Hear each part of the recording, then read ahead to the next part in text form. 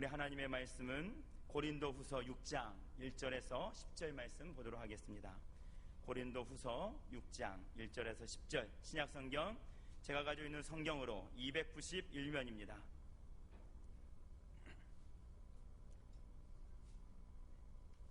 제가 한 절 여러분이 한 절 교독하겠습니다. 6장 1절 제가 먼저 읽겠습니다. 우리가 하나님과 함께 일하는 자로서 너희를 권하노니 하나님의 은혜를 헛되이 받지 말라.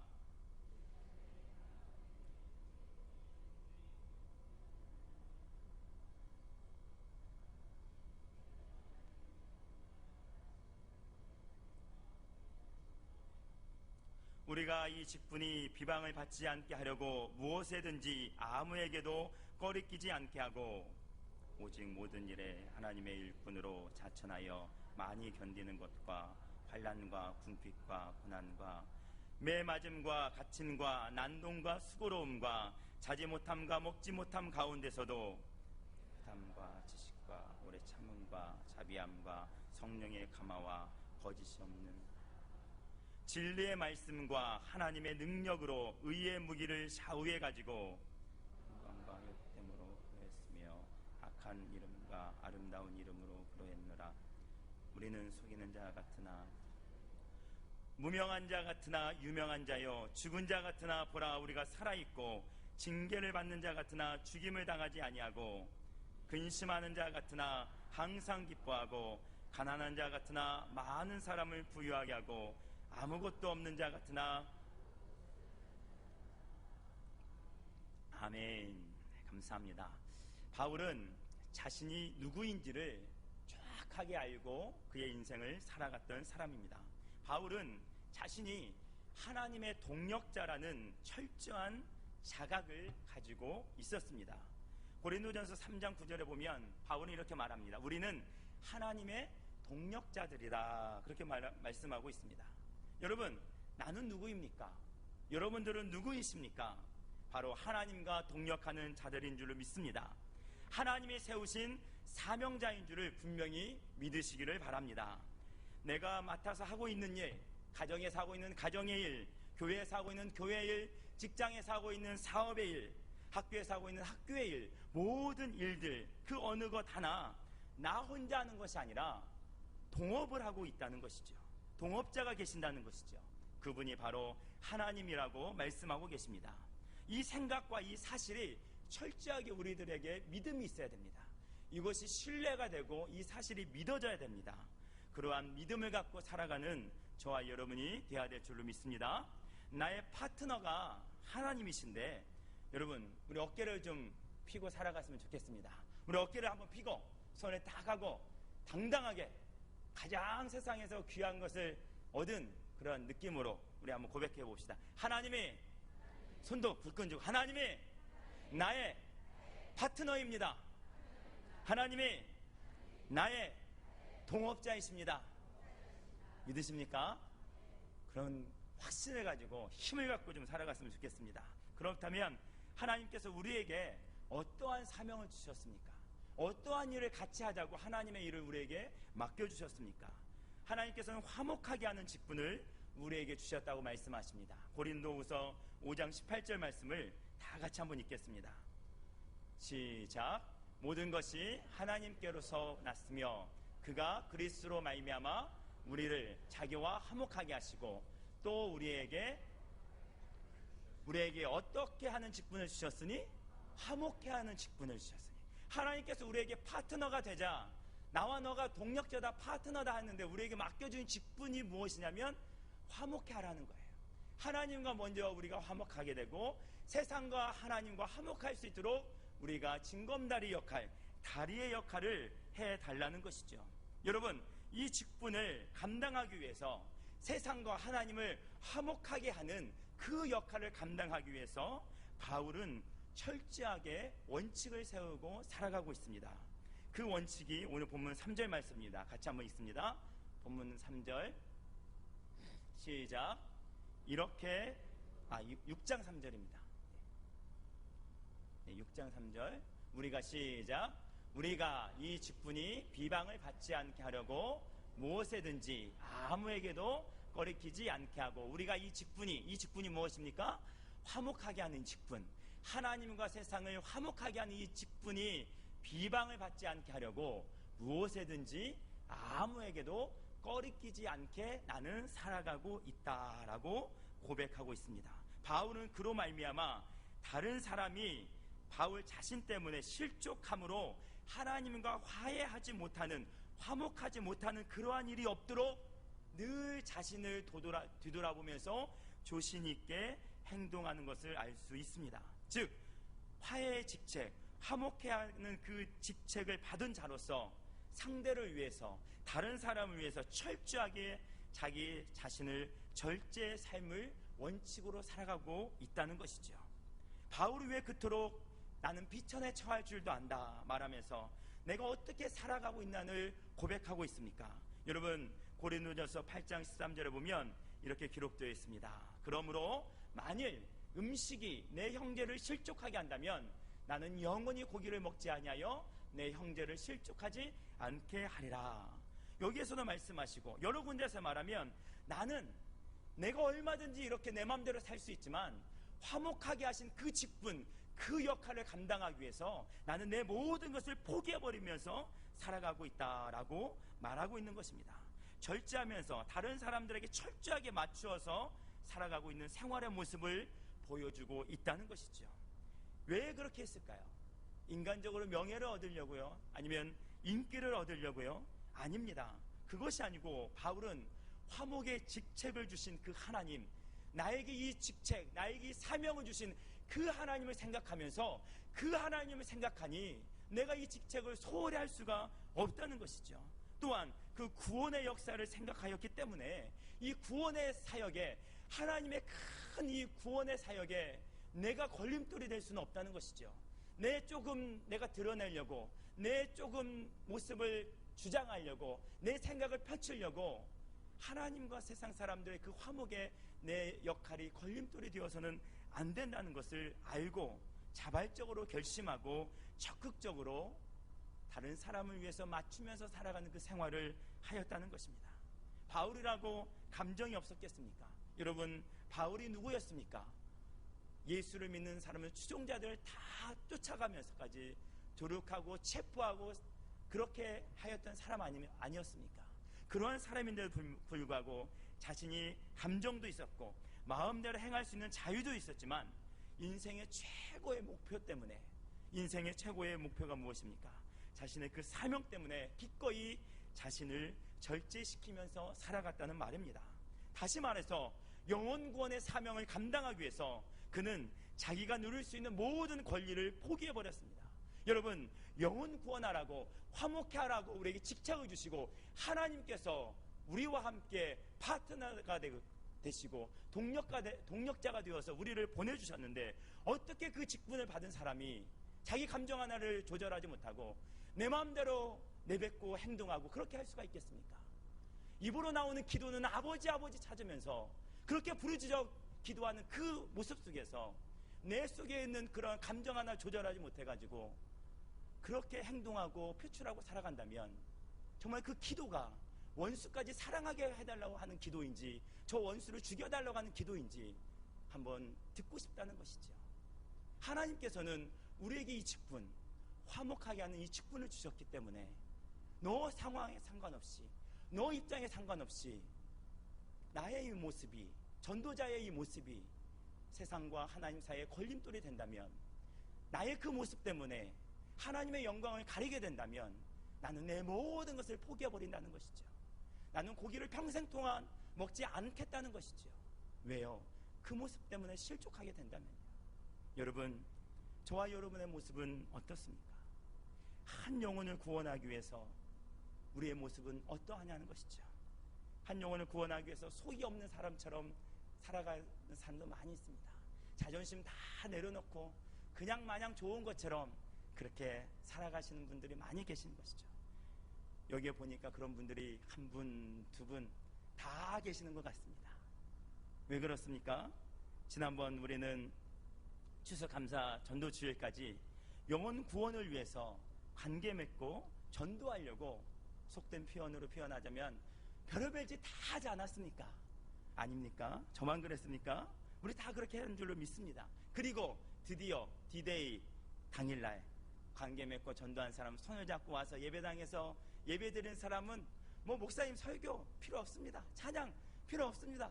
그 자체가 하나님 영광이고 은혜고 너무나 좋아가지고 그냥 해볼래 하루 종일 그냥 즐거워하셨고, 어떤 분은 기다려도 오지 않아서 문 밖에서 기다리며 집 나간 탕자를 기다리는 아버지의 마음으로 교회 문 밖에서 언제나 올려나 안타까우면서 기다리는 그런 분들이 계신가 하면, 착같이 온다고 약속해놓고 오지 않는 그 사람들 생각하면서 내가 지를 위해서 한 게 얼마만큼인데, 내가 너를 위해서 투자한 게 얼마만큼인데, 이렇게 또 이렇게 바람을 맞췄다고 또 원망하는 마음으로, 안타까워하는 마음으로, 야속해하는 마음으로 그렇게 하루를 보낸 분들이 많이 계십니다. 여러분, 그러나 게임은 여기에서 끝나지 않았습니다. 전도는 여기에서 끝나지 않았다는 것이죠. 오늘 또 관계 맺고 전도해야 될 것이고, 내일 또 관계 맺고 전도하고, 모레도 글패도 우리가 주님 앞에 설 때까지 계속해서 관계 맺고 전도해야 되는 것이기 때문입니다. 왜 그렇습니까? 우리가 존재하는 이유가 여기에 있고, 우리가 오늘 살아있는 이유가 여기에 있기 때문에 하나님께서 우리를 눈을 탁 떴을 때 천국에서 부르지 아니하시고 오늘 또 이렇게 교회에서 부르시고 집에서 부르신 것은 관계 맺고 영혼을 살려내라고 우리에게 하루를 허락하셨기 때문인 줄로 믿습니다. 우리는 이번 추수 페스티벌 관계 전도를 통해서 전도의 면허증을 다 딴 사람들입니다. 자동차 운전을 따듯이 관계 전도 면허증을 땄다는 것이죠. 뭔 소린가 해가지고 그냥 쫑긋하고 계시는데 같이 한번 따서 삽시다. 전도의 면허증을 땄습니다. 전도의 자격증을 땄다는 것이죠. 여러분, 운전면허를 따려면 어떻게 합니까? 열심히 연습하죠. 그냥 내 마음대로 연습합니까? 아닙니다. 정해진 규칙이 있고 룰이 있고, 또 먼저 면허 딴 사람도 어떻게 해야 돼 막 듣고 그렇게 열심히 노력해서 면허를 따고 합격하고 기쁨을 누리지 않습니까? 전도도 마찬가지라는 것이죠. 내 마음대로 전도하는 것 아니고 하나님께서 말씀하시는데, 또 전도 잘하는 사람들에게 막 묻고 막 노하우를 배워가지고 우리도 열심히 그렇게 노력하지 않습니까? 그런데 중요한 것은 지금부터라는 것이죠. 면허를 따고 끝입니까? 아니면 이제 시작입니까? 시작인 것이죠. 면허를 따가지고 장롱에 잘 모셔두려고 딴 사람이 있습니까? 아닌 것이죠. 면허를 땄으면 운전을 하려고 면허를 딴 것입니다. 아, 나 20년 동안 무사고야. 잘하고는, 야, 어떻게 그렇게 안전운전 하십니까? 아, 내 면허가 장롱에 있거든. 한 번도 운전 안 하고 20년 동안 안전운전 무사고라고 자랑한들 그게 무슨 유익이 있냐는 것이죠. 나는 20년 동안 교회 생활하면서 한 번도 욕 한 번 안 들어먹고, 한 번도 세상 사람들한테 나는 뭐 싫은 소리도 안 들었어. 주의 은혜로 나는 평안해. 영혼 구원을 안 하니까 그렇죠. 관계 맺으면서 때로는 우리가 욕도 들어먹을 수 있고 딱지도 맞을 수 있고 상처도 받을 수 있습니다. 그런 거 하나도 없이 20년 동안 그냥 평안하다고 다른 부분에서 말하는 것이 아니고 이 관계 맺으면서 전도하면서 말입니다. 그렇다면 하나님께 올려드릴 그러한 열매가 무엇이 있겠냐는 것입니다. 여러분, 소위 말하는 장롱면을 가진 사람은 운전을 다시 하려면, 아, 내가 이제 운전을 해야 되겠다 다시 생각이 되어지면 바로 운전을 할 수 있습니까? 아니죠. 뭐 해야 돼요? 다시 연습해야 됩니다. 다시 또 이렇게 뭡니까? 연수를 또 이렇게 받아야 됩니다. 또 익혀야 됩니다. 전도도 마찬가지입니다. 우리는 이번 관계 전도를 맺으면서 한번 해보니까, 아, 전도하니까, 관계 맺고 전도하니까 전도가 된다 안 된다? 된다. 전도가 되는구나. 확신을 가지게 되었습니다. 나도 전도할 수 있구나. 자신감이 생긴 거지요. 이번에는 오지 않았지만 다음 주에 올 것 같아. 그 다음 주에 또 올 것 같아. 또 찾아가면 또 이렇게 또 될 것 같아. 이러한 확신이 생겼다는 것입니다. 여러분, 면허증을 땄다고 해가지고 면허증 딴 다음에 바로 운전하면 막 운전이 막 베스트 드라이버가 되십니까? 아니라는 것이죠. 처음부터 잘하는 사람은 거의 없습니다. 뭐 개인차는 있겠지만 계속 운전을 해야 되고, 하다 보면 익숙해지고 잘하는 것처럼 전도도 이번에 관계 맺고를 전도해 보았으니까 퇴짜를 맞았든 성공을 하였든 그거 상관없이 계속 전도를 하다 보면 전도가 잘 될 줄로 믿습니다. 이제 우리는 누구를 만나든지 관계를 맺든지 어떻게 하면 저 사람한테 차 한잔 얻어 먹을 수 있으려나, 가서 어떻게 말해야 물건값 좀 깎고 싸게 살 수 있으려나, 그런 생각을 하는 것이 아니고 이제는 무조건 야 이제 내가 관계 맺고 전도해야 되겠네, 이 생각이 딱 드는 사람은 전도 면허증 뭐한 사람?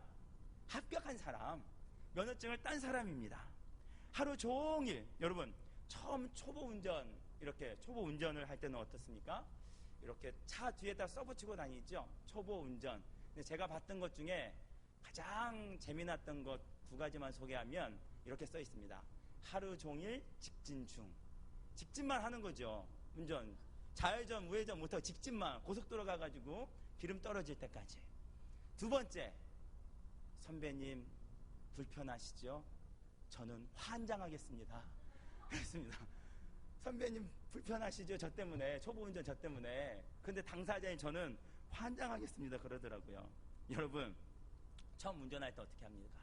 운전을 탁 차를 몰고 좌회전을 해야 되는데 그럼 어떻게 해야 돼요? 깜빡이 켜고 좌우 살피고 앞에 보고 뒤에 보고 속도를 좀 줄이려고 했다가 주변 살피면서 쭉 가고, 머리에서는 그렇게 생각하는데 손은 그렇게 안 되고 계속 앞으로만 깜빡이만 계속 하다가 직진하고 차선 놓치고 또 돌아오고 그러지 않습니까?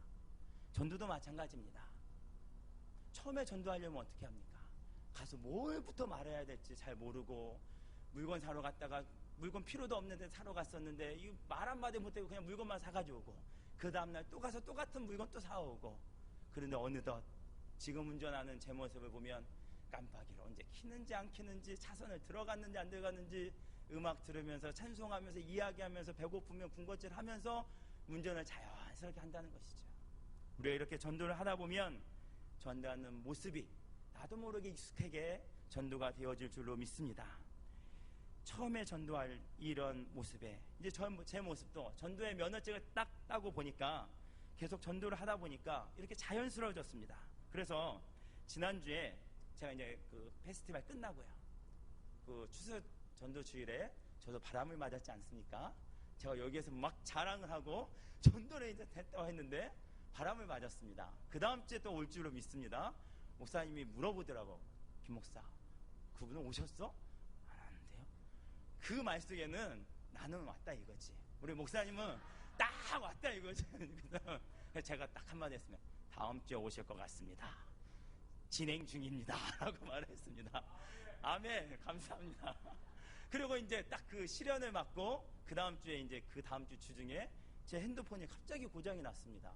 아주 비싼 거 좋은 건데 산지 1년도 안 됐는데, 그래서 이 핸드폰을 고치러 이렇게 딱 갔는데 저도 모르게 이 생각이 들더라고요. 예전 같아서는 이걸 어떻게 좀 싸게 잘 고칠 수 있으려나, 아니면 잘 바가지 안 써야 되는데, 우리 잘 모르니까 수리하는 거 잘 모르잖아요.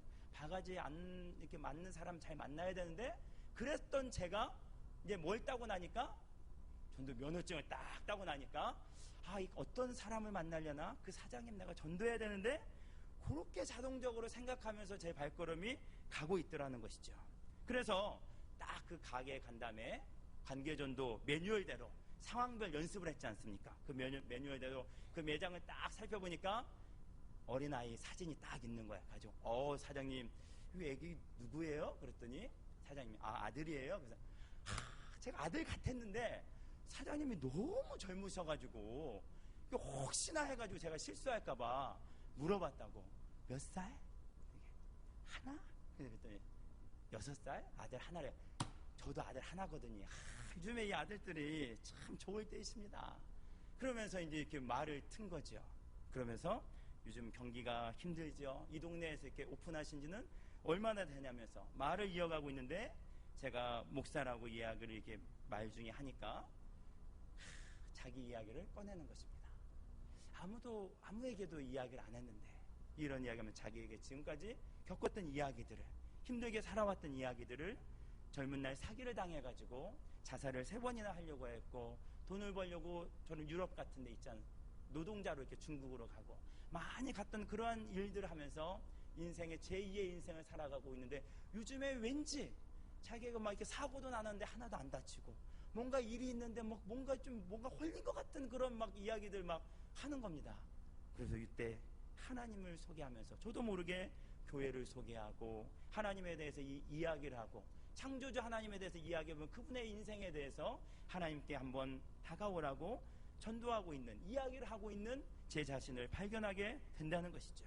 여러분, 처음 만났지만 그리고 몇 차례 지나면서 이틀, 3일 이렇게 방문하면서 그 관계 가운데서 오래된 사람처럼 하나님께서 서로의 마음을 열어주시고 대화를 하면서 제가 꼭 방문하여 가지고 그 하나님 한번 만나보고 싶다고, 교회에 오겠다고 그런 대화를 이렇게 나누었던 한 주간이었습니다. 여러분, 우리 교회에는 특세 때마다 간증을 하러 오시는 전도왕들이 오십니다. 그분들은 한번 탁 전도하면 한두 명 아니면 보통 50명, 좀 했다면 100명, 좀 했다면 300명. 저희는 놀라지도 않잖아요. 하도 그런 분들 오시니까. 그런데 우리 교회는 그런 분들이 안 계시잖아요. 죄송합니다. 말을 수정합니다. 아직 안 계시잖아요. 앞으로는 나올 줄로 믿습니다. 우리가 이렇게 연습하고 노력하고 그렇게 생활하게 되면 우리들도 전도를 하다 보면 전도가 더 잘 되고 연습하고 하면 그렇게 전도가 잘 된다는 것입니다. 여러분, 많이 연습하였고 내가 또 우리 팀원들이 열매를 맺는 것을 우리는 보았습니다. 어렵게 딴 이 자격증 장롱에 썩혀두지 마시고 운전 감 떨어지기 전에 운전 계속해야 운전 실력이 늘듯이 우리 전도 감 떨어지기 전에 우리 열심히 더 익숙해질 때까지 전도하며 나아가는 저와 여러분이 되기를 축복합니다. 공부 잘하는 1등하는 친구들 물어보면 뭐가 제일 쉽다고 그래요? 공부가 제일 쉽다고요. 다 공부가 어렵다는데 전도왕들 뭐가 제일 쉽다고 그래요? 전도가 쉽다고 그래요. 참 신기하죠? 우리들도 한 달 후에 1년 후에 뭐가 제일 쉬워요? 물어보면 뭐가 쉬워요? 뭐가 쉬워요? 전도가 제일 쉬워요. 간증하는 저와 여러분이 될 줄로 분명히 믿습니다. 여러분 아멘은 안 하시지만 저는 그렇게 될 줄로 제 자신은 확실히 믿습니다. 여러분도 그렇게 되십시오. 여러분, 노하우 한 가지는요, 관계를 이렇게 맺으면서 기존에 알고 지내시는 분은 상관없고요, 모르는 사람에게 내가 전도를 하려고 한번 관계를 누구하고 맺어봐야 되겠다, 그런 분들로 우리가 다가가는 분들이 계시잖아요. 가게도 가시고 샵에도 가시고 그럴 때는 이제 아예 처음부터 첫날부터 딱 말씀을 하십시오. 분위기를 봐가지고 신앙생활 하십니까? 아예 이거 물어보고 해야 될 것 같아요. 왜냐하면 우리에게는 시간이 얼마 남아있지 않기 때문입니다. 전도할 시간이 얼마 남지 않아 있습니다. 우리 주님 오실라는 우리가 알 수 없지만 제가 주님 앞에 설 시간은 얼마 남지 않았다는 것이죠. 오늘이라도 부르실지 내일 부르실지 언제 부르실지 우리는 모르는 인생 가운데서 계속 관계 맺다가 이제 전도해야지 해가지고 좀 친해져서 전도 우리 교회 한번 이렇게 했는데 나 교회 다니는데요? 해버리면 얼마나 꽝입니까? 우리 그런 시간 허비하지 마시고 이제는 관계 맺고 전도하려고 하면 무조건 첫날부터 기도하는 마음으로 신앙생활 하십니까를 먼저 물어보세요. 그리고 신앙생활 한다 하면 다른 곳으로 바꿔 갈아타십시오. 다른 사람을 또 만나십시오. 그리고 신앙생활 안 한다고 그러면 또 관계를 잘 맺어서 그렇게 하는 것이 지혜인 것 같습니다. 여러분, 이처럼 영혼 구원할 수 있는 상대를 잘 발견하는 것도 하나님의 축복입니다. 마치 먹잇감을 찾아가지고요, 교묘하게 어디서 날아드는 모기와 같이 우리는요, 영혼 구원을 위해서 관계 맺는 대상자들을 잘 찾아야 합니다. 제가 왜 모기 이야기를 했을까요? 여러분, 추수 페스티벌 한 30일 전부터 제가 나름대로 교회에 나와가지고 밤에 철야를 했습니다. 왜 철야를 했을까요? 전도하려고 철야했겠죠. 그 마음도 있겠지만 집회 날짜는 다가오는데 제가 할 수 있는 일 뭐가 있어야죠. 관계 맺고 전도하자고 하는데 써내시는 관계 맺는 그 인원은 늘어요, 안 늘어요? 안 늘어요. 여러분이 안 내셨으니까 안 늘죠. 성도들 사이에서는 전도하자고 하는데 그 전도 분위기가 막 일어나야 되는데 분위기는 싸합니다. 팀장 모임 가고 또 팀원들 찾아가가지고 찬송하고 기도하고 뜨겁게 막 하면 할렐루야 아멘 은혜 받았습니다. 그래서 관계 맺고 전도하고 계십니까 하면 갑자기 그냥 잔치집이 초상집 얼굴로 확 바뀌어가지고 그런 분위기 속에서 이 암울한 현실 속에서 제가 할 수 있는 일이 예배당에 나와서 엎드리는 일밖에 없더라고요. 그래서 밤에 본당에 와서 기도하려고 하면 여기서 자리를 탁 잡으면 하나님의 영이 그냥 확 임하시기 전에 다른 기가 확 오는 거야. 다른 기가. 성은 모시오 이름은 기. 모기가 그냥 확 임하는 거죠. 맹 어찌나 그렇게 모기들이, 여러분 우리 며칠 전까지, 추워지기 전까지 얼마나 모기가 많았습니까? 잡아도 끝이 없어요. 팍 하는데 파카를 입고 모자를 뒤집어 쓰고 팍 쫓으면서 했는데, 하루는 그래 누가 이기나 해보자 하고 그냥 무조건 그냥 모자 쓰고 안 쫓고 그냥 기도했거든요. 그 다음날 새벽에 제 손등에는 이 추운 겨울이 다가오는 날 꽃이 활짝 폈습니다.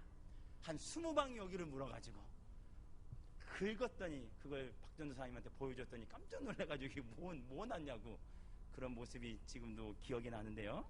여러분, 내가 아무리 뒤집어 쓰고 막 감추려고 해도 개명하게 어떻게 그렇게 파고들어가지고 이렇게 쏘고 가는지, 피를 빨고 가는지, 여러분 우리가 관계 맺으려고 하면 막 쫓아낼 것입니다. 우리들은 막 세상을 쫓아낼 거예요. 그럴 때 여러분 기가 막히게 그들의 필요를 찾으시고 기가 막히게 그들의 마음을 움직이셔가지고 십자가의 복음을 꽂으시길 바랍니다. 그들에게 기가 막히게 복음을 심으시길 바랍니다. 기도할 때, 그 영혼을 품고 기도할 때 하나님께서 그들의 필요가 생각나게 하실 것입니다. 하나님께서 도와주시는 그 역사가 눈에 보일 것입니다. 관계 맺고 있는 사람들의 어디가 간지러운지, 어떠한 어려움이 있는지, 무엇이 필요한지 하나님께서 기가 막히게 우리가 복음을 심을 수 있는 그러한 조건과 여건을 하나님께서 도우실 줄을 분명히 믿습니다. 그들이 하나님께 관심을 갖고 교회에 관심을 분명히 가질 것입니다. 왜 그렇습니까? 어떻게 그런 일이 일어날 수가 있습니까? 우리는 하나님과 함께 일하는 사람들이기 때문입니다. 할렐루야. 우리가 누구라고요? 하나님과 함께 일하는 사람. 오늘 보면 말씀을 보니까 우리가 하나님과 함께 일하는 자로서 그렇게 말씀하십니다. 막막해져가는 오늘날 현실을 바라보면서 똑같이 낙심하는 자가 아니라, 똑같이 주저앉는 자가 아니라 이 시대를 품고 일어서야 되는 사람들이기 때문입니다. 여러분, 제가 대학을 준비하고 있는 우리 학생들에게, 또한 대학에 진학하지 않고 취업을 바로 준비하고 있는, 그런 취업을 준비하고 있는 우리 고등학교 3학년 학생들에게, 너희들이 가는 곳마다 정말 하나님이 역사하는 곳이 될 거야. 지금 이렇게 힘들고 어려운 상황이라 한다 할지라도 낙심하지 말고, 요셉이 가는 곳마다 요셉 때문에 가뭄이 그치고 재앙 가운데서도 민족을 구원하고 축복하였던 그 하나님의 역사가 너희들 때문에 이 땅에서도 일어날 거야. 너희들 가는 학교가 복을 받고 너희들의 직장이 축복받고 든든히 서나갈 거야. 그렇게 가르치곤 합니다. 그러면 그들 마음속에는 처음에는 믿음으로 받지 못합니다. 우리가 뭔데? 어떻게 그런 일이? 이런 생각이 처음에는 든다는 것이죠. 여러분들이 정말 우리 민족을 일으킬 하나님과 함께 일하는 자들이라고 믿으십니까? 여러분이 정말 여러분의 주변 사람들을 살려내야 되는 하나님의 일꾼이라는 것을 정말 믿습니까? 그 믿음의 확신을 가지시길 바랍니다. 여러분들 때문에 주변의 사람들까지 하나님의 기적을 체험하고 이 나라를 하나님께서 다시 한번 일으켜 줄 거라는 확신을 가지고 살아가는 저와 여러분이 되어야 될 줄로 믿습니다. 우리가 누구입니까? 우리는 무능한 자 같으나 유명한 자입니다. 죽은 자 같으나 살아있는 자고, 근심하는 자 같으나 항상 기뻐하는 자고, 가난한 자 같으나 많은 사람을 부유하게 하고, 아무것도 없는 자 같으나 모든 것을 가진 자라고 말합니다. 세상이 감당하지 못할 자들이고 저 천국의 비밀을 우리가 소유하고 있는 자들이기 때문에 하나님께서는 이 놀라운 일들을 저와 여러분에게 맡겨주신 줄로 믿습니다. 여러분, 우리가 너무나 잘 알고 있는 우리 이순신 장군, 지난번 영화에서도 한번 소개되었었는데요. 이 싸움을 하면서 그 작가가 이렇게 표현을 하였습니다. 명량대첩을 앞두고 나서 이순신 장군이 이렇게 말합니다. 적군에 대한 두려움을 용기로 바꿀 수만 있다면 그 용기는 100배, 1000배보다 더 강한 힘이 될 것이다. 일본군의 압도적인 그런 큰 배, 많은 숫자들 앞에 숫자와 기에 눌려있는 그러한 백성들과 장수들을 바라보면서 두려움에 떨고 있는 그런 모습을 보면서 그 두려움을 극복하는 용기만 있다면 싸움에 나가서 승리할 거라는 것이죠.